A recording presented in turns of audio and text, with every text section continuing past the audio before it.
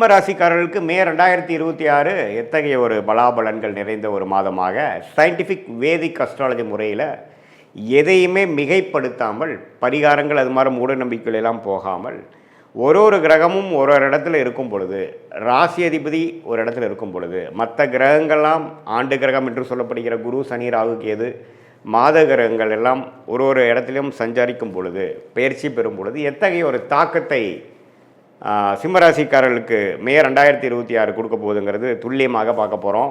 இப்போ பாருங்கள், மே மாதம் பிறக்கிறப்பவே பார்த்திங்கன்னா ராசி அதிபதியாகிய சூரியன் எங்கே இருக்கார் அப்படின்னா உச்சம் பெற்றிருக்கிறார். உச்சம் பெற்று 9ஆம் இடத்தில் இருக்கிறார்.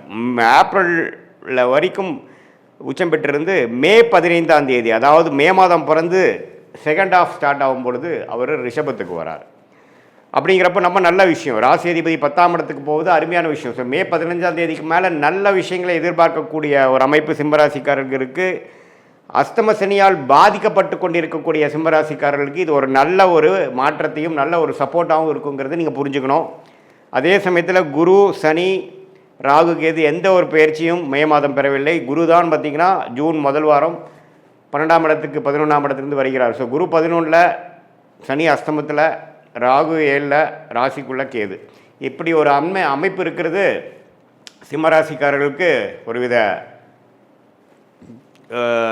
தாக்கத்தை, ஒரு மாதிரி மன அழுத்தத்தை, சில விஷயங்கள்லாம் நமக்கு பிடித்த மாதிரி நடக்காமல் இழுத்து கொண்டு இருக்கக்கூடிய அஸ்தம சனி தாக்கத்தில் இருக்கக்கூடிய சிம்மராசிக்காரர்களுக்கு குரு 11ஆம் இடத்துலேருந்து சில லாபத்தையும் சில கெட்ட நேரத்துலேயும் ஒரு நல்ல விஷயம் நடந்துகிட்ருக்கு சாமிங்கிற மாதிரி போகிற அமைப்பு இருக்குது. அதே சமயத்தில் சூரியன் மே 15க்கு அப்புறம் 10ஆம் இடத்துக்கு போகுது, மிகவும் நல்ல விஷயமாக இருக்குது. அதே சமயத்தில் சுக்கிரனும் பாருங்கள் மே 15ஆம் தேதிக்கு மேலே 10ஆம் இடத்துலேருந்து 11ஆம் இடத்துல போய் குருவோட சேர்றாரு, அதுவும் அருமையான விஷயம்.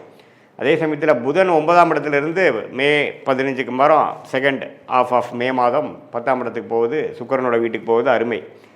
செவ்வாயும் பாருங்கள் 8ஆம் இடத்துல சனியோட சேர்ந்து பல பிரச்சனைகள் ஏப்ரல் மாதம் கொடுத்துட்டு இருந்த சிம்மராசிக்காரர்களுக்கு செவ்வாயில் 8ஆம் இடத்துலேருந்து 9ஆம் இடத்துக்கு மாறுறார். ஸோ அதுவும் எப்போ நடக்குதுன்னா மே 15 செகண்ட் ஹாஃபில் தான். ஸோ செகண்ட் ஹாஃபுக்கு அப்புறம் ஒரு நல்ல மாற்றத்தை கொடுக்கக்கூடிய ஒரு அமைப்பாக சிம்மராசிக்காரர்களுக்கு இருக்குதுங்கிறது நீங்கள் தெரிஞ்சுக்கணும். ஃபஸ்ட் ஹாஃப்லாம் ஒரு மாதிரியாக தான் இருக்கும், ஏன்னா சனி செவ்வாய் சேர்ந்துருக்கிறது நல்லதில்லை. இப்போ சனி செவ்வாய் சேர்ந்து தான் இப்போ பார்த்திங்கன்னா ஏப்ரல் மாதத்தில் இந்த போர்லாம் ஒன்றுமே பிரச்சனைகள் உலகியல் ஜோதிடத்தில் கொடுத்துட்டு இருந்தது. அது சிம்மராசிக்காரர்களுக்கு 8ஆம் இடத்துல சனி செவ்வாய் இருக்கிறனால நம்பவே முதல் 2 வாரம் மே மாதம் கேர்ஃபுல்லாக இருக்கணும், ட்ராவலிங்கில் கேர்ஃபுல்லாக இருக்கணும். உடம்பு உபாதைகளில் டக்குன்னு ஏதோ வலிக்குட்டு விழுந்துருது, பாத்ரூம் போகிறப்போ பார்த்துருக்கிறது, நம்ம எதிர்பார்க்காத இடத்துல ஏதோ சின்ன காயம் படுறது அப்படிங்கிற மாதிரி விஷயங்கள்லாம் வரக்கூடிய அமைப்பு இருக்குது. ஏன்னா 8ஆம் இடத்துல சனி செவ்வாய் சேருவது அவ்வளோ ஒரு நல்ல விஷயம் இல்லை. ரத்த காயத்தை கொடுக்கக்கூடிய அமைப்பு, ஒரு ஆப்ரேஷன் பண்ணக்கூடிய அமைப்பு, அது 10ஆவதுக்கு அஸ்தம சனியாகவே போயிட்டுருக்கிறனால சிம்மராசிக்காரர்கள் ஏப்ரல் மாதம் எப்படி ஒரு மாதிரி ரிஸ்க்காக இருந்ததோ அதே மாதிரி மே முதல் 2 வாரம் கொஞ்சம் கேர்ஃபுல்லாக இருக்கணுங்கிறது கேட்டுக்கொள்ளப்படுகிறது. மற்றபடி மே 15க்கு மேலே கடைசி செகண்ட் ஆஃப், கடைசி 3வது 4வது வாரம் பார்த்திங்கன்னா நம்ம நல்ல மாற்றத்தை கொடுக்கக்கூடிய, இதுவரை சில தொந்தரவுகளும் பிரச்சனைகளும் கொடுத்துட்டு இருந்த சிம்மராசிக்காரர்களுக்கு ஒரு நல்ல முன்னேற்றத்தை, தொழில் முன்னேற்றம், வேலை முன்னேற்றம், நம்ம என்ன மாதிரி விஷயத்தில் இருக்கிறோமோ அதில் சில ரெகக்னிஷன், அதில் சில அச்சீவ்மெண்ட்ஸ், நல்ல டிரான்சிஷன் அப்படிங்கிற மாதிரி விஷயங்கள் பெறக்கூடிய ஒரு அற்புதமான ஒரு செகண்ட் ஆஃப் ஆஃப் மேவாக சிம்மராசிக்காரர்களுக்கு இந்த அஸ்தம சனி மிடில் நடுவில் நமக்கு ஒரு நல்ல அமைப்பு கிடைக்குது. அது ஜூன் மாதமும் தொடரும். சரி, இந்த மாதிரி மாற்றத்தை யார் யாருக்கு எப்படி ஒரு தாக்கத்தை கொடுக்குன்னா, மாணவர்களுக்கு பார்த்திங்கன்னா இதுவரை ஒரு மாதிரி டல்லாக இருந்து பெருசாக ஃபோக்கஸ் இல்லாமல் படிச்சுட்டு இருந்தவங்களுக்கெல்லாம் நல்ல ஒரு ஃபோக்கஸு. அதே மாதிரி முதியோர்களுக்கு உடல் உபாதை, ஆப்ரேஷன்லேருந்து ரெக்கவர் ஆகுறதுல பிரச்சனை, மெடிசன் கரெக்டாக ஒர்க் ஆக மாட்டேங்குது, பேக் பெயின், முட்டு வலி, பெண்களுக்கெல்லாம் பார்த்திங்கன்னா மாதவிடாய் பிரச்சனை, அடிவயிறு கோளாறு, யுட்ரஸ் ப்ராப்ளம், இது மாதிரிலாம் தொந்தரவு கொடுத்துட்டு கொஞ்சம் மீண்டு வரக்கூடிய, கொஞ்சம் ரெக்கவர் ஆகக்கூடிய ஒரு அமைப்பாக மே 15க்கு அப்புறம் செகண்ட் ஆஃப் ஆஃப் மே மாதம் கொடுக்குதுங்க.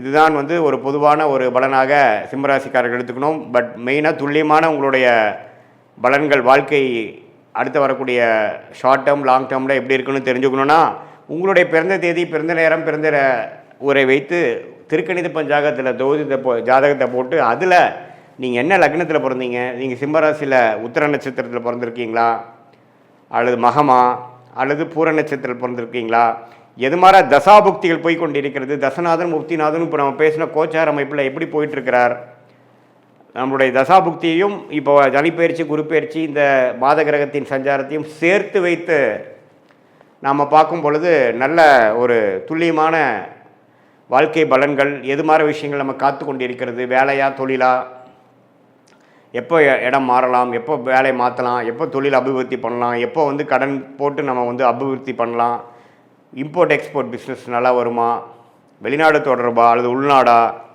எது மாதிரி டொமைன், எது மாதிரி கிரகம் நமக்கு ஜாதகத்தில் யோகமாக இருக்குது, எந்த ப்ராடக்ட்ஸ் நம்ம பண்ணால் நல்லாயிருக்கும், அரசு உத்தியோகமா அல்லது ப்ரைவேட் செக்டாரா, எது மாதிரி அமைப்புகள் இருக்குது, படிக்கிறதுக்கு வந்து நம்மளுடைய குழந்தைகள் மாணவர்கள் வந்து எது மாதிரி படிப்பு படித்தா அவங்களுக்கு நல்லா வரும், அவங்க வெளிநாடு யோகம் இருக்கா, அல்லது வந்து நம்மளுடைய ஓன் பிஸ்னஸ் பண்ணக்கூடிய அமைப்பு இருக்கா, அதே மாதிரி இல்லத்தரசிகளுக்கெல்லாம் எப்போ வந்து அவங்களுக்கு ஒரு நல்ல நேரம் வருது, எப்போ அவங்க வீட்டை வசதிப்படுத்திப்பாங்க, எப்போ வண்டி வாங்கக்கூடிய அமைப்பு, வீடு வாங்கக்கூடிய அமைப்பு, சொத்து வாங்கக்கூடிய அமைப்பு, எப்போ நம்மளுடைய ப்ராப்பர்ட்டி விற்க முடியும், எப்போ உடல் உபாதைகள் குறையும், குழந்தை பேர் எப்போ நடக்கும், எப்போ எதிர்பார்த்து கொண்டிருக்க ஒரு 2-3 வருஷமாக குழந்தை பேர் எதிர்பார்த்துட்டு இருக்கக்கூடிய சிம்மராசிக்காரர்களுக்கு எப்போ விடிவு காலம் வரும், எப்போ உடல் உபாதைகள்லேருந்து நம்ம மீண்டு வருவோம். அது எல்லாமே பார்த்திங்கன்னா சயின்டிஃபிக் வேதிக் அஸ்ட்ராலஜி முறையில் எந்த விதத்திலும் மிகைப்படுத்தாமல் நம்மளுடைய ஒரு கிரகத்தோட அமைப்பு எப்படி, ஸ்தானபலம் எப்படி, திக்பலம் எப்படி, திருக்பலம் எப்படி, இந்த அமைப்பெல்லாம் நம்மளுடைய ஜாதகத்தில் எப்படி இருக்குது, இப்போ நடக்கக்கூடிய செவ்வாய், புதன், சுக்கிரன், சூரியன் அது போன்ற கிரகங்கள் பெயர்ச்சி எது மாதிரி ஒரு தாக்கத்தை சிம்மராசிக்காரர்கள் கொடுத்து அப்போ என்ன மாதிரி தசா புக்தி அந்தரம் நடந்து கொண்டு இருக்கிறது. தசையை டிவைட் பண்ணால் புக்தியை டிவைட் பண்ணால் அந்தரத்தை டிவைட் பண்ணால் சூக்ஷ்மம் லெவலில் ஆண்டு கணக்காக, மாத கணக்காக, குவார்டர் கணக்காக 3 மாதமாக எப்படி நமக்கு இருக்குது, எது மாதிரி திசையில் நம்மளுடைய வாழ்க்கை திரும்ப போகிறது, என்ன சாய்ஸ் எடுக்கிறது நல்லது அப்படிங்கிறதெல்லாம் நம்மளுடைய கர்மாவின் வழியில் நம்ம தெரிந்து கொண்டு அதுக்கு தகுந்த மாதிரி வாழ்க்கையில் முயற்சிகளும் வாழ்க்கை சம்பவங்களையும் நம்ம அமைச்சு கொண்டு வேணால் அந்தந்த நேரத்தில் அந்தந்த விஷயத்தை சரியான நேரத்தில் செய்து தேவையில்லாத பொருள் விரயங்கள், தேவையில்லாத சமய விரயங்களை தவிர்த்து நம்மளுடைய கர்மாவின் அடிப்படையிலான பிராப்தங்களையும் கர்மாவின் அடிப்படையிலான தோஷங்களையும் தெரிந்து கொண்டு அதுக்கு தகுந்த மாதிரி வாழ்க்கையை அமைத்து கொண்டேயானால் தேவையற்ற நம்மளுடைய மன சஞ்சனங்கள், தேவையற்ற முயற்சிகள், நீங்களே வந்து உங்களுடைய பிராப்தங்கள் தெரிந்து அதுக்கு தகுந்த போனாவே உங்களுக்கு தெரியும் எது மாதிரி விஷயங்கள் வேகமாக நடக்குது, எது மாதிரி விஷயங்கள் நமக்கு வந்து நம்ம இழுபறியாக இருக்குது, எது வந்து கர்மாவை நம்மளுடைய நேர் டைரெக்ஷனில் போகிற மாதிரி இருக்குது, எது எதிர்நீச்சல் போட வேண்டியதாக இருக்குதுங்கிறது உங்களுக்கே நம்ம சொன்ன பலன்கள் செஞ்சு வாழ்க்கையில் செய்கிறப்பவே அதோட ரிசல்ட் தெரிஞ்சு அது கரெக்டாக இல்லையான்னு நீங்களே தெரிஞ்சுக்கலாம்.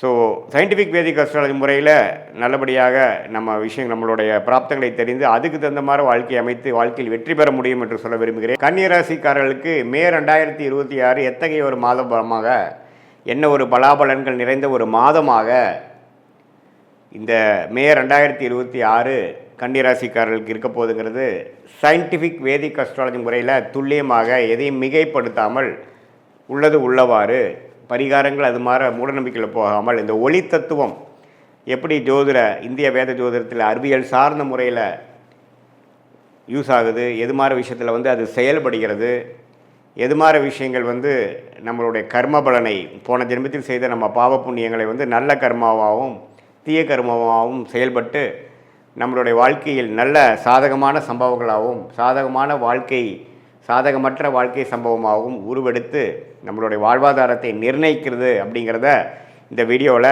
கன்னிராசிக்கு மே 2026 எப்படி இருக்க போகுதுங்கிறது ஆண்டு கிரகத்தை வைத்து மாத கிரகத்தின் வைத்து நம்ம சொல்ல போகிறோம். இப்போ பாருங்கள், புதன் வந்து கன்னிராசியோட அதிபதியாக இருந்து மாதம் முதல் 2 வாரம் 8ஆம் இடத்துலையே இருக்கிறார். அதுக்கப்புறம் பாருங்கள், மே 15க்கு அப்புறம் அவருக்கு பிடித்தமான சுக்கிரனோட வீட்டுக்கு 9ஆம் இடங்கிற பாகிஸ்தானத்துக்கு போகிறார்.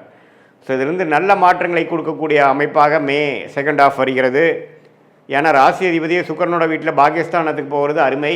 அதே சமயத்தில் சூரியனும் பாருங்கள், 8ஆம் இடத்தில் இருக்கக்கூடிய சூரியன் கடந்த ஏப்ரல் மாதத்திலேருந்து பல பிரச்சனைகளும் எதையுமே வந்து வேகமாக செயல்படாமல் எல்லாமே மெதுவாக சென்று கொண்டு கிணத்துல போட்ட கல் மாற இருந்து சில விஷயங்கள் நடக்காமல் காத்து கொண்டிருந்த கன்னிராசிக்காரர்களுக்கு மே 15ஆம் தேதிக்கு மேலே டக்குன்னு எல்லா விஷயங்களும் வேகமாக நீங்கள் எதிர்பார்க்கக்கூடிய ரிசல்ட்டை பெறக்கூடிய அமைப்பாக 2026 மே 15க்கு அப்புறம் சூரியனோட பயிற்சியும் அருமையாக இருக்கிறது. அதே மாதிரி செவ்வாய், ரொம்ப ரிஸ்கான செவ்வாய் பாருங்கள், 7ஆம் இடத்துலேருந்து ராசியை பாதிக்கக்கூடிய அமைப்பு இருக்குது. ஏன்னா செவ்வாய்ங்கிற கிரகம் மிகவும் முக்கியமான கிரகம். யாருக்கு? கன்னி ராசிக்கு. ஏன்னா செவ்வாய் வந்து கொஞ்சம் பிரச்சனைக்குரிய கிரகமாக இருக்கிறார். 8ஆம் வீட்டு அதிபதி அட்டமாதிபதியாக வருகிறார். ஸோ அவர் வந்து 7லேருந்து அவரும் மே 15க்கு அப்புறம் பார்த்திங்கன்னா 8ஆம் இடத்துக்கு போகிறார். ஸோ 8ஆம் இடத்துக்கு போகும்பொழுது என்ன ஆகுது? சூரியனும் சுக்கிரனும் 8லேருந்து விலகி 9க்கு போகிறாங்க. ஆனால் இவருக்கு 8க்கு வரார். ஸோ அப்படிங்கிறப்போ சில விஷயங்கள் பாசிட்டிவாக நடந்து இன்னொரு சில விஷயங்களில் வந்து நீங்கள் வந்து கவனம் செலுத்தக்கூடிய அமைப்பு தேவைப்படுகிறது. கொஞ்சம் சொத்து 8ஆம் வீட்டு அதிபதி 8ல் வந்து ஆட்சியோடு இருக்கிறனால ஷேர் மார்க்கெட், சொத்து, உயில், மனைவி மூலமாக, மனைவியாக இருந்தால் கணவன், கணவனாக இருந்தால் மனைவி, பார்ட்னர்ஸ் மூலமாக சில நல்ல விஷயங்கள் நடக்கக்கூடிய அமைப்புகள் உண்டு. அதே சமயத்தில் செவ்வாய், சுக்கிரன், சூரியன், புதன் எல்லா சஞ்சாரமும் நல்லா இருக்கும்போது குரு பாருங்கள் 10ஆம் இடத்துலையும் நீடித்திருக்கிறார். ஜூன் மாதம் வந்து 11ஆம் இடத்துக்கு வரார். ஸோ 11ஆம் இடத்துக்கு குரு வருவது அருமையான விஷயம். ஏன்னா 11ஆம் இடத்துல கடகத்தில் உச்சம் பெற்று லாபத்தை கொடுக்க போகிறார் கன்னிராசிக்காரர்களுக்கு. ஸோ அதுக்கு வேணுங்கிற மிக முக்கியமான சில ஃபவுண்டேஷனான விஷயங்கள், அடிப்படையான விஷயங்களை எல்லாம் கண்டிப்பாக மே 15க்கு மேலே சில ஆரம்பகட்ட அமைப்புகளை தரக்கூடிய நிலைமையில் கன்னிராசிக்காரர்களுக்கு கிரக அமைப்புகள் இருக்கிறது. ஸோ கண்டிப்பாக வந்து ஜூனுக்கு மேலே சில பெனிஃபிட்ஸ் அனுபவிக்கக்கூடிய கன்னிராசிக்காரர்களே அது வந்து மேவோட கடைசி 2 வாரத்திலே அது உணர்ந்து அதுக்கு வேணுங்கிற சில செயல்களையும் அதுக்கு வேணுங்கிற சில அமைப்புகளையும் உருவாக்கக்கூடிய அமைப்பு கண்டிப்பாக கன்னிராசிக்காரர்களுக்கு வருகிறது. அதை நீங்கள் நல்லாவே யூஸ் பண்ணி அதுக்கு வேணுங்கிற பெனிஃபிட்ஸை நீங்கள் கண்டிப்பாக வயது வித்தியாசம் இல்லாமல் மாணவர்களாக இருந்தாலும் சரி, நடுத்தர வயதினராக இருந்தாலும் சரி, இளம் நபர்களாக இருந்தாலும் சரி, ஆணாக இருந்தாலும் பெண்ணாக இருந்தாலும், மூத்த குடிமகர்கள் சீனியர் சிட்டிசனாக இருந்தாலும், அந்த 11ஆம் இடத்துக்கு போகக்கூடிய ஜூன் மாதம் போகக்கூடிய அந்த குருவோட விஷயத்துக்கு வேணுங்கிற அந்த அடிப்படையான சில விஷயங்கள் சுக்கிரன் 9ஆம் இடமும் புதன் 9ஆம் இடத்துக்கும் போய் நல்ல ஒரு பெனிஃபிட்ஸ், நல்ல ஒரு சில விஷயங்கள் டக்குன்னு நடந்து முடிஞ்சு என்னோடய வாழ்க்கையை கொஞ்சம் மாற்றி அமைச்சதுங்கிற மாதிரி சில விஷயங்கள் கொடுக்கக்கூடியது இருக்கிறதுனால கவனமாக அதை நீங்கள் கையாள வேண்டும். மற்றபடி பார்த்திங்கன்னா சனி 7லேயே இருக்கிறார். இப்போது ஏப்ரல் மாதம் முழுவதும் சனியும் செவ்வாயும் 7ல் சேர்ந்து குடும்பத்தில் நிம்மதி இல்லை, பங்குதாரர்களிடையே நண்பர்களிடையே சில அதிருப்திகள், கணவனாக இருந்தால் மனைவி, மனைவியாக இருந்தால் கணவனுங்கிற சில பிரச்சனைகளை கொடுத்து கொண்டிருந்த கன்னிராசிக்காரர்களுக்கு இப்போது மே மாதத்துக்கு அப்புறம் ஒரு நல்ல மாற்றத்தை கொடுத்து பழைய சஞ்சலங்களும் மனக்கசப்புகளும் நீங்கி ஒரு உற்சாகத்தை நோக்கி போகக்கூடிய அமைப்புகள் கட்டாயம் உண்டு. வீட்டுக்கு ஒரு வீடு கட்டி வீடு புண்ணியாச்சனை பண்ணி போகக்கூடிய அமைப்பு, ஒரு புது வண்டி வாங்கி மனமகிழ்ச்சி பெறக்கூடிய அமைப்பு, இது மாதிரிலாம் நல்லா உத்வேகமாக எண்ணங்கள் வந்து அதுக்கு வேணுங்கிற திட்டங்களை தீட்டி அதுக்கு வேணுங்கிற சந்தர்ப்ப சூழ்நிலைகளையும் அமைந்து ஒரு அருமையான விஷயங்களாக மே மாதம் கடைசி வரை மிடிலிருந்து பார்த்திங்கன்னா செகண்ட் ஆஃப் மே வந்து அற்புதமான ஒரு மாதமாக ஏப்ரல் மாதத்தில் நீங்கள் பட்ட பாடெல்லாம் ஓரளவுக்கு மறக்கக்கூடிய அளவுக்கு ஒரு நல்ல விஷயங்கள் நடக்கக்கூடிய அமைப்பு மே மாதம் 2026 கண்டிப்பாக கன்னிராசிக்காரர்களுக்கு இருக்குது. இது பொதுவான பலனே தவிர உங்களுடைய ஜென்ம ஜாதகத்தில் நீங்கள் எந்த தேதியில் பிறந்தீங்க, எந்த நேரத்தில் பிறந்தீங்க, எந்த ஊரில் பிறந்தீங்க வச்சுங்க, திருக்கணித பஞ்சாங்கத்தில் உங்களோட ஜாதகத்தை போட்டு நீங்கள் எந்த லக்னத்தில் பிறந்தீங்க, ராசி தான் கன்னிராசி, லக்னம் என்ன, அந்த லக்னாதிபதி எப்படி இருக்கார், ஸ்தானபலம் இருக்கா, திக்பலம் இருக்கா, திருக்பலம் இருக்கா, நீங்கள் வந்து உத்திர நட்சத்திரத்தில் பிறந்தீங்களா, அஸ்தமா, சித்திரை நட்சத்திரமா, இப்போ என்ன தசாபுக்திகள் போய்கொண்டிருக்கிறது, அந்த தசநாதன் புக்திநாதன் இப்போ நம்ம பேசின பொதுவான கோச்சார பலனில் எப்படி இருக்கார், எல்லாம் சேர்த்து வைத்து பார்க்கும் பொழுது துல்லியமான அடுத்து வரக்கூடிய ஷார்ட் டேர்ம் லைஃப் எப்படி இருக்குது, அடுத்து வரக்கூடிய லாங் டேர்ம் லைஃப் எப்படி இருக்குது, எது மாதிரி திசையில் போனோம்னா நம்ம வாழ்க்கையில் ஜெயிக்கலாம், எது மாதிரி வளைவுகள் தென்படுகிறது, எந்த சாய்ஸ் நம்ம எடுக்கலாம், எந்த நேரத்தில் அது நடக்கிற மாதிரி இருக்குது, நம்ம லேட் ஆகிற மாதிரி இருக்கா, இம்மிடியேட் ஆகிற மாதிரி இருக்கா, எப்போ நம்ம வந்து வேலையை மாறலாம், எப்போ இந்த மாதிரி ஒரு விஷயத்துலேருந்து நம்ம தாண்டி வருவோம். அதே மாதிரி கல்யாண விஷயங்கள், குழந்தை பேர் விஷயங்கள், தொழில் விஷயங்கள், தொழில் முன்னேற்றங்கள், வேலை மாற்றங்கள், எது மாதிரி துறையில் போகலாம், புதுசாக ஒரு பிஸ்னஸ் ஆரம்பிக்கிறது, வெளிநாடு எப்போ போகிறோம், படிப்பு, மேற்படிப்பு, கல்யாணம், காதல் திருமணம், அரேஞ்ச் மேரேஜ், இது மாதிரி எல்லா விஷயங்களும் பார்த்திங்கன்னா இந்திய வேத ஜோதிடத்தின் அடிப்படையான அந்த ஒளி தத்துவம் மூலமாக அறிவியல் சார்ந்த முறையில் ஒரு அற்புதமான ஒரு சாஸ்திரமாக இந்திய வேத ஜோதிட அடிப்படையான சயின்டிஃபிக் வேதிக் அஸ்ட்ராலஜி இருக்குது. அது மூலமாக நாம் மிகைப்படுத்தாமல் தேவையற்ற விஷயத்துக்குள்ளே போகாமல் ஒரு கிரகமும் ஒரு மாதிரி இருந்தால் நம்மளுடைய போன ஜென்ம பிறவி கர்மா எப்படி செயல்படுகிறது, எது மாதிரி தாக்கத்தை நமக்கு கொடுக்க போகிறது, பாஸ்ட் லைஃப் எப்படி இருந்தது, இப்போ ப்ரெசண்ட் எப்படி போயிட்டுருக்கு, அடுத்த வரக்கூடிய இமீடியட் ஃப்யூச்சர் எப்படி இருக்குது, நம்ம எது மாதிரி சாய்ஸ் நமக்கு இருக்குது, எது எடுக்கிறது நல்லது, ஒரே கன்ஃபியூஷனாக இருக்குது, டைமிங் மிஸ் ஆயிருமோன்னு பயமாக இருக்குது, எந்த டைம் நமக்கு நல்லா இருக்குது, இதையெல்லாம் நம்மளுடைய அற்புதமான தெய்வம்சம் பொருளிய ஞானிகளால் அருளப்பட்ட இந்த கலையை துல்லியமாக மிகைப்படுத்தாமல் பரிகாரங்கள் அது மாதிரி ஒரு மூட நம்பிக்கைகளெல்லாம் போகாமல் உள்ளது உள்ளவாறு எடுத்து அது நம்மளுடைய வாழ்க்கையில் எடுக்கக்கூடிய முடிவுகள், டைம்லைன்ஸ், அதுக்கு வேணுங்கிற விஷயத்துக்கு நாம் உபயோகப்படுத்தி கொண்டால் தேவையற்ற பண விரைவு, பண செலவு, சமய செலவுகள், தேவையற்ற விரயங்கள், மன சஞ்சலங்கள், மனக்கசப்புகள், தோல்விகள், விரக்திகள், இது எல்லாத்தையுமே நம்ம அவாய்ட் பண்ணிவிட்டு நம்மளுடைய கர்மா என்னங்கிறதோ அதுக்கு தகுந்த மாதிரி நம்மளோட லைஃப்பை அலைன் பண்ணிட்டோம்னா கொஞ்சம் எதிர்நீச்சல் போடாமல் கொஞ்சம் ஈஸியாக ஃப்ரஸ்ட்ரேஷன் இல்லாமல் மன விரக்திகள் இல்லாமல் வாழ்க்கையில் எளிதில் வெற்றி பெற முடியும் என்று சொல்ல விரும்புகிறேன்.